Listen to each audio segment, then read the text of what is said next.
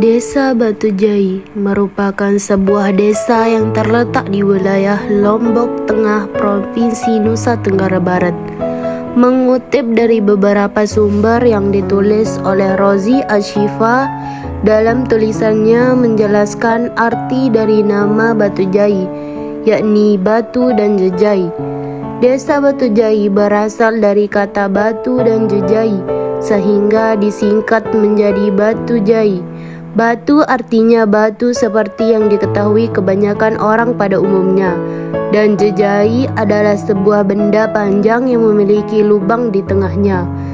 Konon memberikan nama desa Batu Jai ini atas kesepakatan para tokoh masyarakat yang mempunyai peran penting di sana, seperti kasta tertinggi di desa ini adalah Raden-Raden adalah sebuah kasta yang dihormati dan dihargai, karena mereka merupakan keturunan raja-raja terdahulu yang ada di Lombok.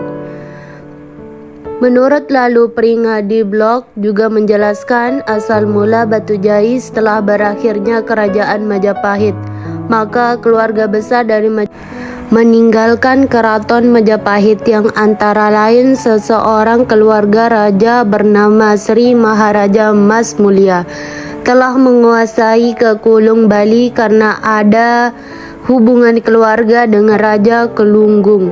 Dari Kelunggung beliau hijrah ke Pulau Lombok, tepatnya di Ricong, Lombok Barat, beserta pengikut atau pengiring yang berasal dari Majapahit, ditambah lagi beberapa pengiring yang berasal dari Kelunggung. Tidak lama lagi pindah ke Gunung Pujut, Kecamatan Pujut, Lombok Tengah, bersama pengiringnya yang dari Majapahit, sedangkan pengiringnya yang berasal dari Kelunggung diam dan tinggal Ricung sampai sekarang. Kediaman beliau di Gunung Pujut ini terbentuk dan berkembang kerajaan kecil yang diperintah secara turun-temurun, seperti yang ditulis Lalu Piringan, yakni Sri Maharaja Mas Mulia, Sri Maharaja Mas Difat, dan Sri Maharaja Mas Elem, yaitu memeluk agama Islam dengan keturunannya. Seperti yang ditulis Lalu Piringan, yakni Sri Maharaja Mas Mulia, Sri Maharaja Mas Mayang, Sri Mas Raja Dipati, Sri Maharaja Mas Elem, yang memeluk agama Islam dengan keturunannya.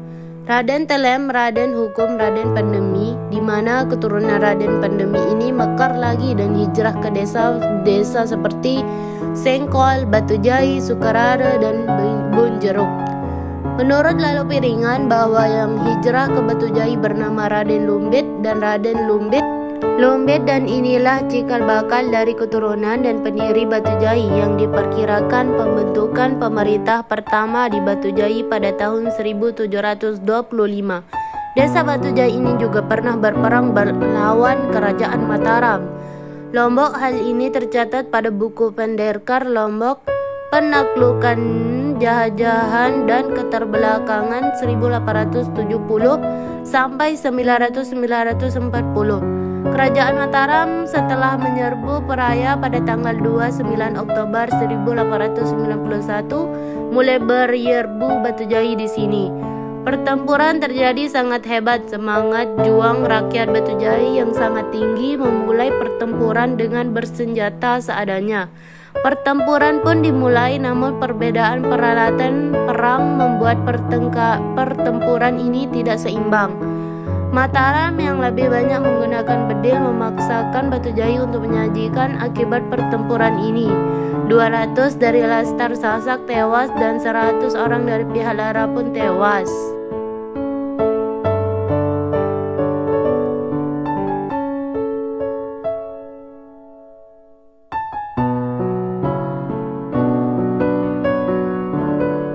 Sebuah makam biasanya berada di darat, namun siapa sangka kalau terdapat makam juga di tengah bendungan Batu Jai, Peraya Barat, Lombok Tengah. Makam ini merupakan milik Syed Ahmad Soleh bin Anwar yang dikenal masyarakat setempat sebagai seorang wali. Di tengah bendungan Batu Jai berdiri bangunan makam yang ramai diziarahi warga, tidak terkecuali di bulan Ramadan ini. Makam itu disebut sudah ada sejak tahun 1972 dan sering diziarahi oleh Al-Mafrullah Tuan Guru Haji Najamuddin Makmun. salah satu tokoh pendiri pondok pesantren Muhajirin. Diceritakan saat makam pertama kali dibangun, lokasi tersebut adalah permukiman yang dikenal Tiwuk Lokong. Lingkungan itu masih masuk Kelurahan Perapen, Kecamatan Peraya.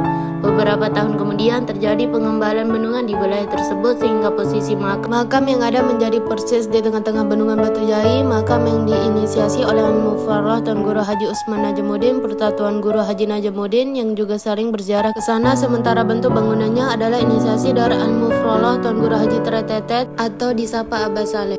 Sebenarnya kita mau buat penanda saja, artinya supaya ketika airnya besar tetap kelihatan. Jadi orang atau masyarakat setempat yang pekerjaannya nelayan itu kan supaya hati-hati tidak sembarangan di sana. Akhirnya bangunan makam pun diresmikan pada tahun 2020 lalu dengan luas sekitar 7 kali 6 meter. Saat ini lokasi makam tersebut bisa menampung sekitar 100 orang peziarah, membutuhkan waktu sekitar 10 menit perjalanan dari pinggir bendungan dengan menggunakan perahu nelayan. Ketika air bendungan sedang besar, tidak hanya masyarakat lokal peziarah makam tersebut, banyak juga yang berasal dari luar daerah hingga luar